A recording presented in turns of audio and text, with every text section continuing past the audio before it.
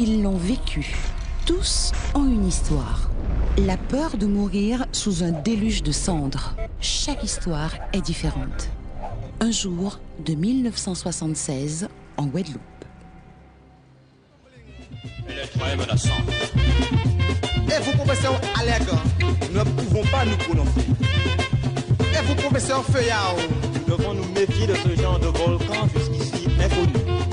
En 1976, j'étais à la subdivision de Bastère, je travaillais à la DDE comme fonctionnaire, comme topographe. Le jour où il y a eu, disons, des projections de cendres, comme on avait déjà connu ça un peu avant, dans les années avant, mais en petite quantité, on ne s'est pas très affolé. C'est seulement quand les trémors sont apparus et quand ça devenait inquiétant. Un trémor, c'est un séisme qui dure dans le temps. Parce qu'un séisme ne dure que quelques secondes. Mais un trémor pouvait durer presque une minute. Ça bouge. Parce que c'était, disons, et dans la chambre ou dans l'entonnoir au fond, c'est la poussée comme une cocotte minute, hein, l'humidité, la cendre qui cherchait un passage. Donc ça faisait gronder la montagne. Mais comme la montagne résistait, donc ça faisait gronder, jusqu'au jour. Le 8 juillet 1976, j'étais en poste où je dirigeais un bureau d'études à la subdivision de Bastère. Ma femme qui m'appelle au téléphone et me disant « Tibet, la soufrière est en train d'éclater. Le ciel était noir.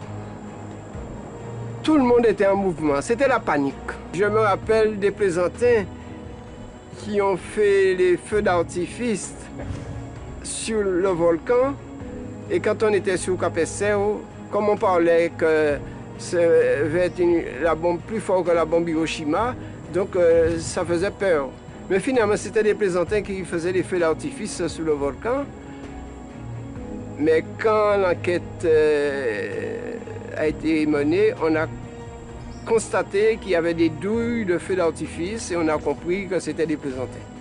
Après le 8 juillet, on était réfugiés à Pointe-Noire. Puisque je suis originaire de Pointe-Noire, de Gaumier. Et je vais vous dire quelque chose en passant. Quand je suis arrivé avec quelques bibelots qu'il fallait déménager, il y a un voisin qui me dit « Ouvrez un rayoche là ?»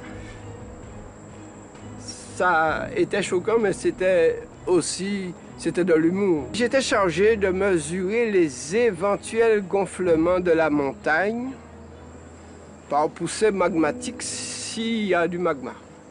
Mais je peux vous assurer, d'après les contrôles chaque semaine qu'on faisait, on n'a jamais vu une différence de niveau constatée. C'est qu'il n'y a jamais eu de magma. Et le scientifique, M. Tazieff, nous a interrogés sur ce point-là. Et je pense qu'il était tout à fait dans ses droits de dire qu'on s'est trompé d'évacuer la population.